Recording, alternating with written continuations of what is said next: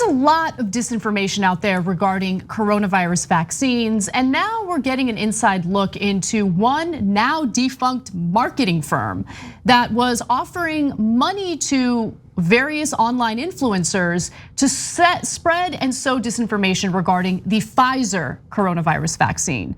Now, BBC and the New York Times reported on this. The details are definitely interesting, but we still don't have a lot of confirmation in regard to who the clients were behind this marketing tactic. Here's what we do know. An influencer marketing agency called Phase offered to pay German YouTuber Mirko Drotzmann to promote what it said was leaked information that suggested the death rate among people who had the Pfizer vaccine was almost 3 times that of the AstraZeneca jab. The information provided wasn't true. And to Mirko's credit, he looked into this, he saw some red flags, and he's like, you guys are trying to get me to conflate things and make it appear as though the Pfizer vaccine isn't as effective as it really is.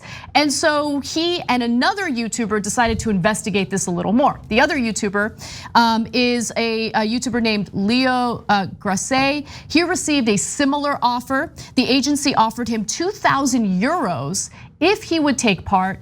Faye said it was acting for a client who wished to remain anonymous. So as I mentioned, the two decided to ask some more questions and figure out what's going on, who's this weird, nefarious client who's trying to get us to spread disinformation about the vaccine.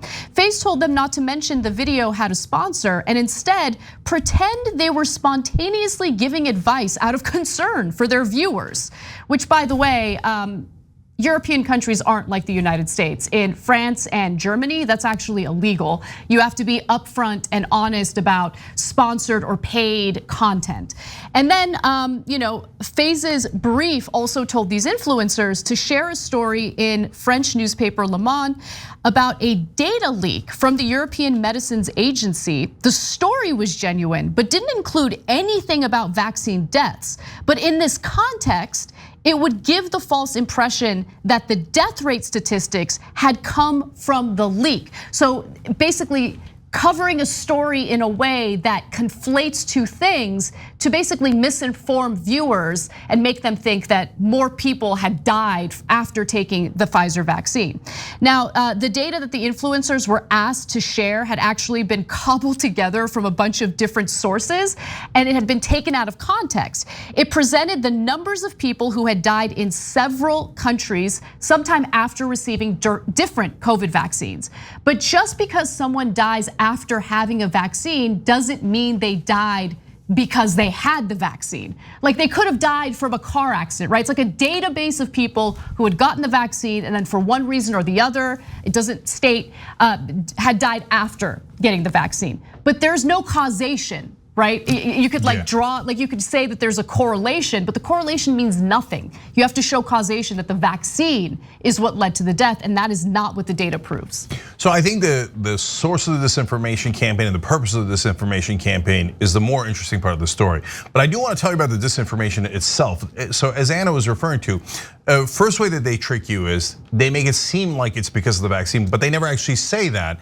And so you have to be really, really careful. So for example, let's say that somebody, 100 people had taken the Pfizer vaccine and 4 people died afterwards, but they didn't die of the vaccine at all. 2 died in a car crash, somebody died of cancer, the 3rd one died of, or the 4th one died of a heart attack.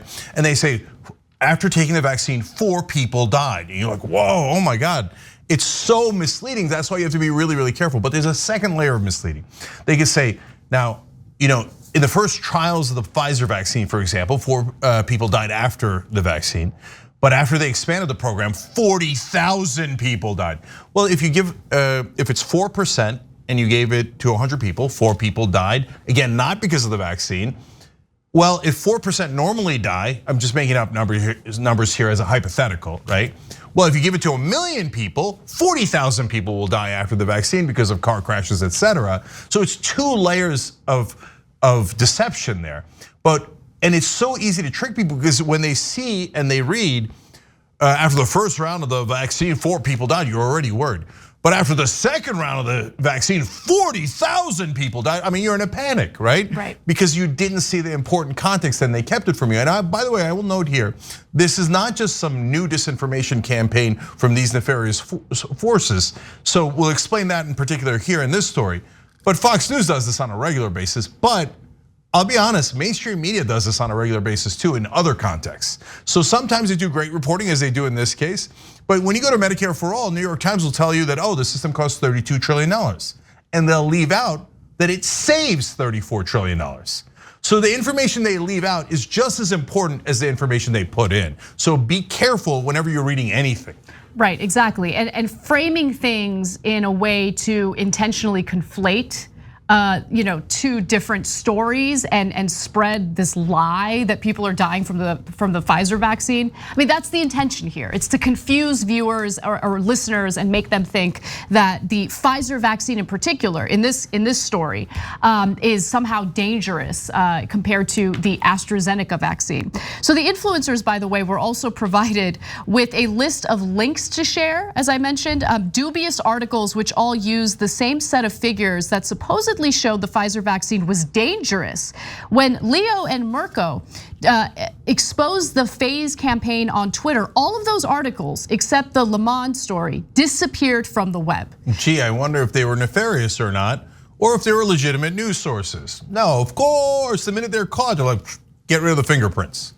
Now, unfortunately, there were some YouTubers who took the bait. I mean, think about it. You're talking about young people, they're making content, someone approaches them with money, and it's easy to lure people in with that, right? So I don't want to be too hard on them because my guess is maybe they didn't dig deep, maybe they didn't realize what was going on. By the way, Anna, just to back up what you're saying, the two people that took the bait didn't appear to be in the news business. Right, so it might have been easier to trick them. Now, there are folks who are in the news business in America who take the bait anyway. Exactly. But that's a different story. Exactly, yeah. So the ones that we're talking about who did take the bait, one of them does videos about cars and dating. The other one is a prankster, content creator, right? So they're not in the news industry, and so they're particularly vulnerable to these types of disinformation campaigns. And by the way, why did they take it? Money. Yeah. They offered a lot of money to put this information into their videos. Now let's talk about who's behind it, or at least what we know regarding who's behind it. So what's Phase? Well, it turns out that Phase is part of AdNow, which is a digital marketing company registered in both Russia and the UK. Am I allowed to say that? I hope that doesn't trigger anyone. Okay. Oh my God, you said the word Russia, Anna. Russiagate, Russiagate, Russiagate. I know, it's. Turn off your mind, everybody. If you're right wing or you're alt left, turn off your mind. The word Russia has been spoken, so you can now ignore the rest of this. It's McCarthyite. I should have offered a trigger warning, but it is in fact registered in Russia and the UK. But that's all we know so far, right? Now, remember, Russia has its own vaccine, the Sputnik vaccine. There's a possibility that maybe the disinformation campaign is an effort to hurt the Pfizer vaccine in order to increase the usage of the Sputnik vaccine. I don't know, right? I'm just giving you potential reasons for what's going on. But here's what we do know. One of the directors for the British arm of AdNow got into contact with the BBC.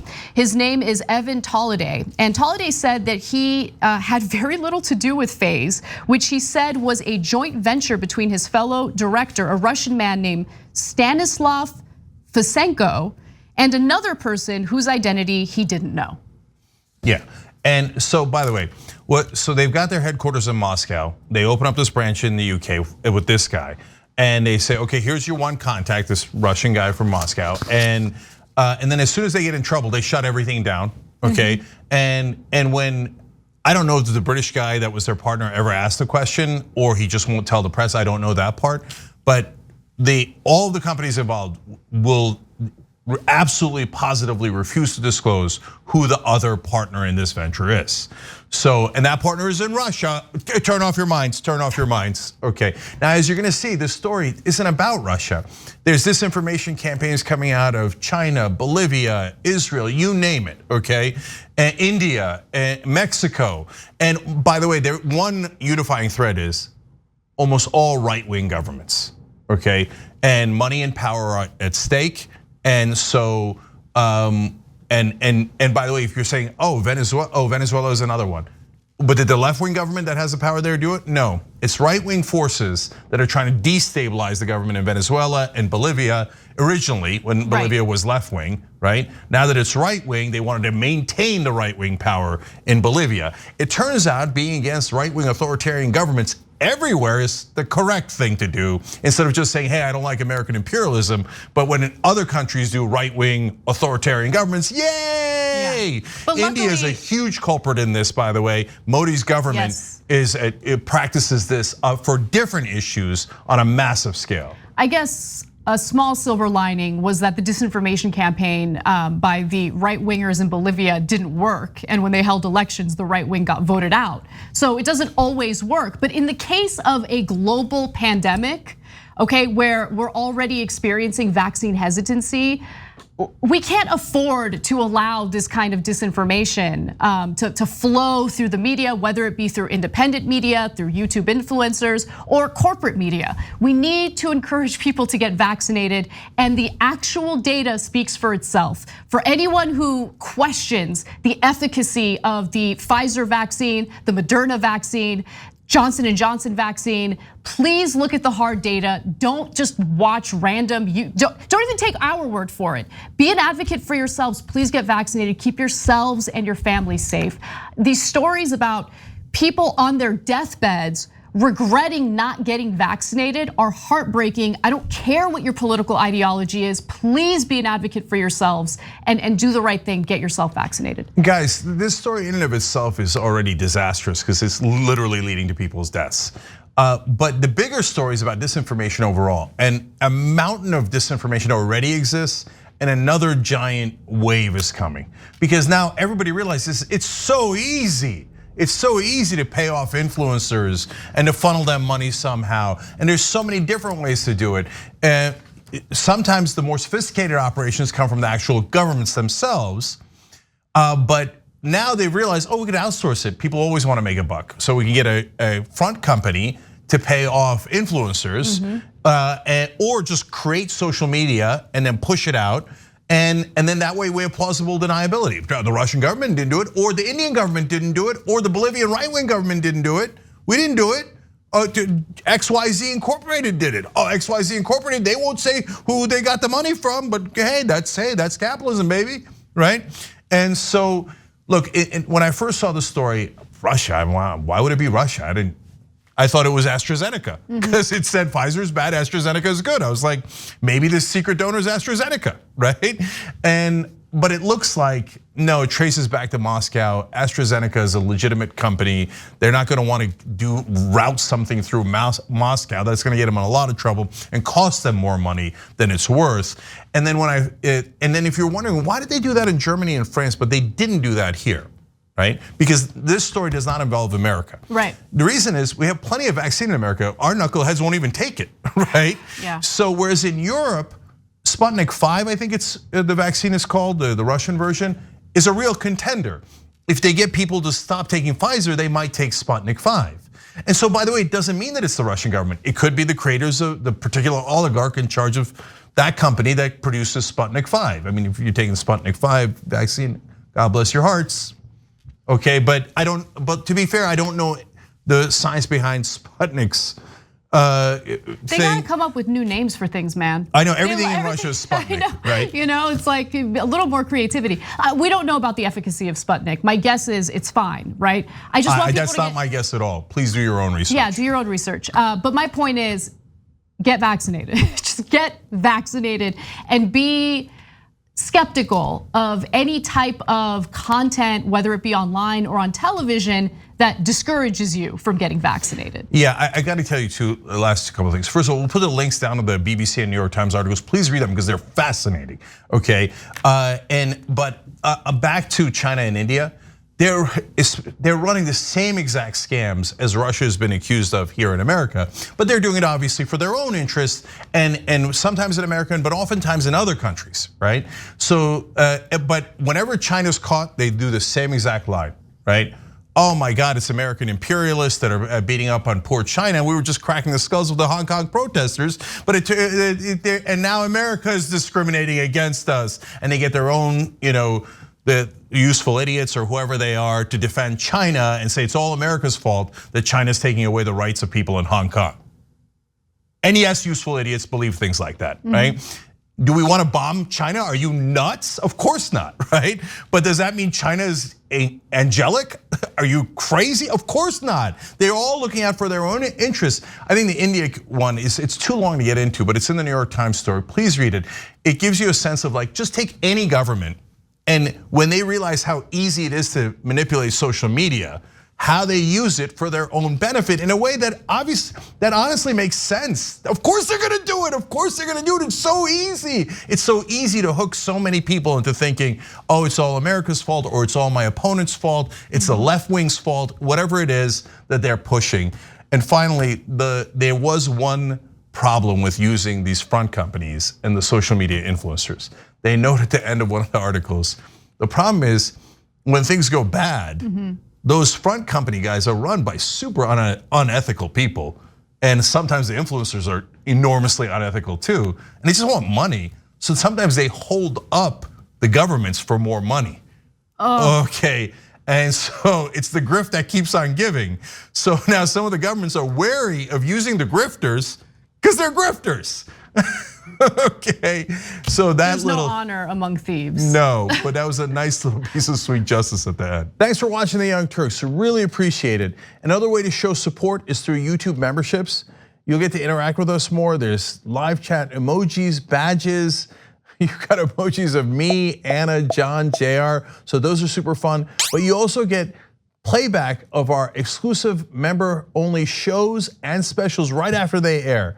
So all of that, all you gotta do is click that join button right underneath the video. Thank you.